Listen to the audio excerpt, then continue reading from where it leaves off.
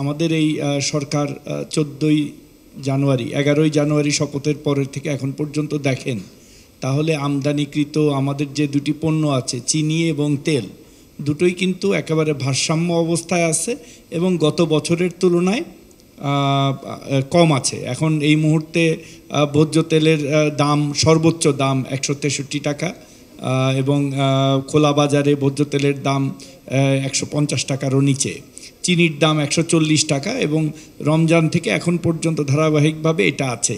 So আমাদের এই কার্যক্রমগুলি চেষ্টাগুলি আমাদের অব্যাহত আছে। আপনারা জানেন যে কথাগুলি আপনি বিভিন্নভাবে বললেন, আমাদের এখানে কৃষি উৎপাদিত পণ্য কৃষি বিপণনের মাধ্যমে বাজারজাত হয়। তো সেইখানে আমাদের সিজনাল ফ্ল্যাকচুয়েশন থাকে। যখন পেঁয়াজের ক্রাইসিস ছিল আমরা ভারত থেকে পেঁয়াজ আমদানি করে কিন্তু পেঁয়াজের দাম কমাতে সমর্থ হয়েছিলাম। একইভাবে সিজনাল ফ্ল্যাকচুয়েশনে আমরা অন্যান্য পণ্যের সংকট হলে আমাদের এনবিআরের সাথে বসে মাননীয় প্রধানমন্ত্রী এবং অর্থমন্ত্রীর মাধ্যমে আমরা কিন্তু ট্যারিফগুলো রেশনালাইজ করি। মাননীয় প্রধানমন্ত্রী কালকেও বাজেট দেওয়ার সময় বলেছেন যে আমরা ট্যাক্স দিলাম কিন্তু যখন প্রয়োজন হবে সেগুলো যৌক্তিক পর্যায়ে নিচে নামিয়ে আনা হবে। আর ইনফ্লেশনের ব্যাপারে আপনি যে কথাটা রেফার করলেন, ইনফ্লেশনের ব্যাপারে আমি বলেছিলাম যে ইনফ্লেশনে কিছু মনিটারি এবং ফিসক্যাল পলিসি মেজার নেওয়া হয় যেটা অর্থ মন্ত্রণালয় থেকে নেওয়া হয় এবং বাস্তবায়ন করা হয়। তো সেই বিষয়ে যদি আপনি আমাকে প্রশ্ন করেন তো ডেফিনেটলি তো আমাকে উত্তর দিতে হবে যে এই প্রশ্নটা আমি উত্তর দিতে পারবো না, এটা ওই অন্য মন্ত্রণালয় দিবে। সো আপনারা আমাদের এই মন্ত্রণালয় বাণিজ্য মন্ত্রণালয় মনিটরিং করে এবং বিভিন্ন মন্ত্রণালয়ের সাথে সমন্বয় করে। সো যখন আপনি স্পেসিফিক প্রশ্ন করেন আমাকে যে ইনফ্লেশনের জন্য আমি কি কি মেজার নিয়েছি, ইনফ্লেশনের জন্য মেজারটা নিবে মাননীয় অর্থমন্ত্রী এবং এগুলোর বাস্তবায়নের দায়িত্ব আমাদের আভ্যন্তরীণ সম্পদ বিভাগ, বাংলাদেশ ব্যাংক এবং অন্যান্য যারা অনুবিভাগ আছে তাদের। এটা বাণিজ্য মন্ত্রণালয়। আমি সেই কথাটাই বলার চেষ্টা করেছি কিন্তু আপনারা হয়তো আমি হয়তো পরিষ্কার করে বলতে পারি নাই, এই জন্য এখন পরিষ্কার করে জানিয়ে দিলাম। ধন্যবাদ। বাজারে বাজেটের সাথে অনেক জিনিসের দাম বাড়ে এবং কমে, সেটা ঠিক আছে, যেটার দাম হয়তো ট্যাক্সের অ্যাডজাস্টমেন্ট হয়েছে বাড়বে বা কমবে, কিন্তু স্পেসিফিক্যালি নিত্য প্রয়োজনীয় জিনিসের কোনো দাম বাড়ার মতো এই বাজেটে কিন্তু ঘোষণা নাই। উল্টা কমানোর জন্য আমি আপনাদেরকে প্রথমেই বলেছি যে বিদ্যমান যে উৎসে নিত্য প্রয়োজনীয় জিনিসের 2% হারে কর সেটা কমিয়ে 1% করা হয়েছে।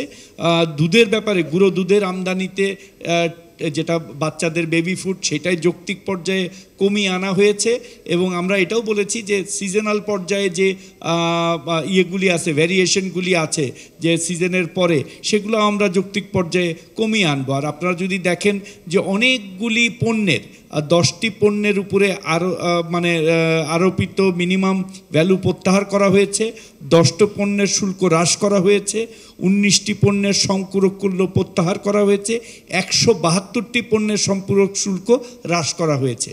এটা কিন্তু পর্যায়ক্রমে এই শুল্কগুলি হ্রাস করা হচ্ছে এবং অন্যান্য শুল্কও যেগুলো আছে সেগুলো এনবিআর যথাযথ সময়ে যৌক্তিক পর্যায়ে নিয়ে আসবে, যাতে আমরা এই যে আমাদের ফুড ইনফ্লেশন, আমাদের বাজেটেও বলা হয়েছে, আমরাও বারবার বলতেছি ফুড ইনফ্লেশনটা তুলনামূলকভাবে বেশি।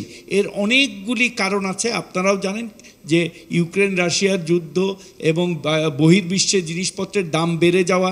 অনেকেই এই প্রশ্নটা করেন, আমি উত্তর দেই এইভাবে যে অনেকে এই প্রশ্নটা করেন যে চাল তো আমাদের এখানে লোকাল উৎপাদন হয়েছে, অনেক ভালো চাল হয়েছে, তাহলে চালের দাম বাড়লো কেন?